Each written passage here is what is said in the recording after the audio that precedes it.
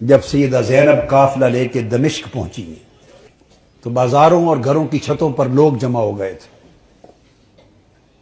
کسی کو کچھ پتہ نہیں تھا کہ یہ کٹے ہوئے سر کن کے ہیں، اور جو قیدی آ رہے ہیں اونٹوں پر کجاووں پر یہ کون ہیں۔ صرف اتنا اعلان کیا ہوا تھا کہ حکومت کے کچھ باغی تھے اور باغیوں کو قتل کر دیا گیا ہے۔ اب یہ باغیوں کے سر دربار یزید میں پہنچائے جا رہے ہیں۔ لوگ باغیوں کو دیکھنے کے لیے چھتوں پر چڑھ رہے تھے۔ کسی کو کچھ خبر کچھ پہچان نہ تھی۔ ہجوم ہو گیا، قافلہ رک گیا بازار دمشق میں۔ آج وہ بازار سوق حمیدیہ کہلاتا ہے، چھتا ہوا ہے آج بازار دمشق کا۔ وہ روٹ تھا جہاں سے وہ مسجد اموی جو ہے اس طرف دربار یزید کی طرف مڑ کے قافلہ جانا تھا۔ بھیڑ ہو گئی، قافلہ رک گیا۔ بھوک تھی، پیاس تھی، پریشان حالی تھی، تو چھتوں پہ جو لوگ چڑھ گئے تھے ان میں ایک خاتون بھی چڑھ گئی تھی، بوڑھی۔ اس خاتون نے دیکھا قیدی ہیں، مسافر ہیں، پریشان حال ہیں۔ اس نے پانی بھیجا، کچھ کھانے کی چیزیں بھیجی، کچھ کپڑے بھیجے، دوپٹے بھیجے، ضرورت کا سامان بھیجا۔ سیدہ زینب نے سارا کچھ دیکھ کر اس خاتون کو بلوایا۔ جب وہ قریب آئی تو فرمایا کہ بی بی تو نے ہمارے ساتھ بڑی نیکی کی ہے، کوفہ سے لے کے دمشق تک کسی نے ہمیں پوچھا تک نہیں، کسی نے ہمارے حال کی خبر نہیں لی۔ تم کون ہو اور ہمیں کیا سمجھ کے ہم سے اتنی بھلائی کی؟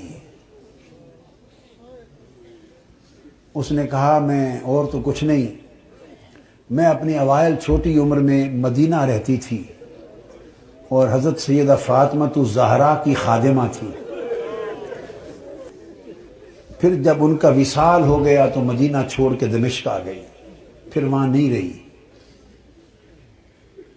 تو تم نے اتنی نیکی کی ہمارے ساتھ کیا سمجھ کے؟ اس نے کہا مجھے اور تو کچھ معلوم نہیں۔ تو جب آخری وقت تھا حضور سیدہ کائنات کا تو میں نے عرض کیا بی بی مجھے کوئی وصیت کر دیں، وصیت کی عمر بھر عمل کروں۔ تو انہوں نے مجھے، جانتی تھی کہ میں دمشق سے ہوں، انہوں نے مجھے وصیت کی تھی، فرمایا تھا بیٹا ایک ہی وصیت ہے، کبھی قیدی نظر آئیں تو ان سے اچھا سلوک کرنا۔ زندگی میں کبھی قیدی نظر آئیں تو ان سے اچھا سلوک کرنا۔ میں نے تو دیکھا ہے قیدی ہیں اور مجھے ان کی وصیت یاد آئی ہے۔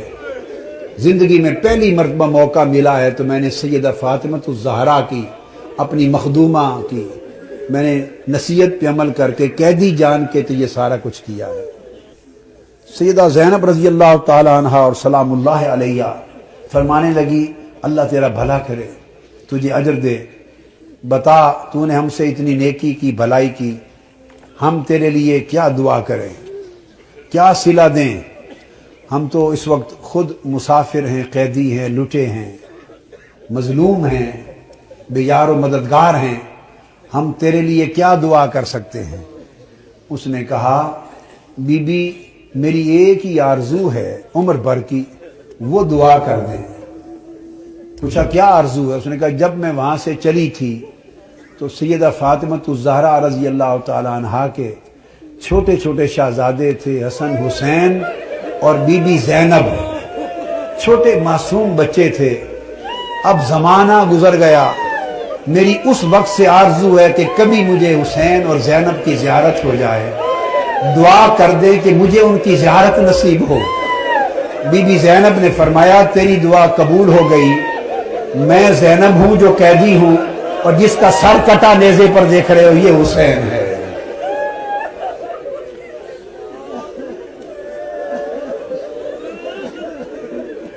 اللہم صلی علی سیدنا و مولانا محمد وعلی آلہ وصحبہ وبارک وسلم۔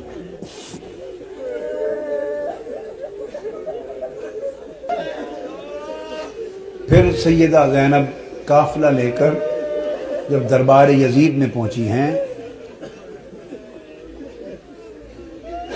تو اس بدبخت نے حکم دیا کہ یہ جو قیدی ہیں میرے سامنے پیش کیے جائیں، اور گستاخانہ انداز کے ساتھ سیدہ زینب اور سیدنا امام زین العابدین کی طرف مخاطب ہوا۔ آپ کے ساتھ وہ ضعیفہ مائی تھی جو سیدہ کائنات سیدہ فاطمہ الزہرا رضی اللہ تعالی عنہا کی خادمہ تھی، اور جنہوں نے اپنی گود میں حسن حسین اور زینب کو پالا تھا۔ ان کا نام تھا فضہ۔ ان حضرت فضہ کا مزار آج بھی دمشق کے قبرستان مقبرہ باب الصغیر میں ہے، اہل بیت اطہار کے ساتھ ہی۔ وہ ضعیف تھی، ضعیف، اس وقت بوڑھی بڑھاپے کی وجہ سے جھک گئی تھی، کمر سیدھی نہیں ہوتی تھی۔ وہ کھڑی ہو گئی جوش میں کھڑی ہو گئی اور فرمانے لگی، بدبخت یزید، تم جن کو باندیاں کہہ رہا ہے، یہ قیدی باندیاں پیش کی جائیں، خبردار، یہ دنیا اور آخرت اور کل کائنات کی مالک و وارث ہیں، تاجدار کائنات کی شہزادیاں ہیں، تمیز سے بات کر۔ یزید نے اپنے فوجیوں کو دیکھا اور کہا کہ یہ بوڑھی خاتون کون ہے جو جسارت اور بے ادبی کر رہی ہے ہمارے دربار میں، اس کی خبر لو۔ اس کے فوجی اٹھے، انہوں نے تلوار لہرائی، ڈرانے دھمکانے کے لیے بی بی فضہ رضی اللہ تعالی عنہا کو۔ بس اتنا عمل کرنے کی دیر تھی کہ خود یزید کے فوجیوں میں درجنوں سینکڑوں فوجی حبشہ کے رہنے والے تھے، اور بی بی فضہ بھی حبشہ سے تھی۔ یزید کی اپنی فوج کے حبشی جوان، یک لخت 20 حبشی جوان تلواریں میان سے نکال کے کھڑے ہو گئے۔ ان کی جو قومی غیرت تھی اور وطن کی حمیت تھی، اس نے جوش مارا۔ اس نے کہا، خبردار، یہ ہمارے وطن کی ماں ہے، حبشہ کی ماں ہے، اگر کسی نے اس کی طرف ہاتھ بڑھایا تو تلواروں سے گردنیں کاٹ دیں گے۔ جب وہ تلواریں لہرائیں حبشہ کی ایک خاتون کی عزت کی خاطر، تو اس وقت سیدہ زینب نے مڑ کے مدینہ کی طرف دیکھا اور مدینہ کی طرف تک کر ہاتھ اٹھائے اور عرض کیا، بابا، آج حبشہ کی ایک بیٹی کے لیے سینکڑوں تلواریں نکل آئی ہیں، مگر آج آپ کی بیٹیوں کی حفاظت کے لیے کوئی شخص یہاں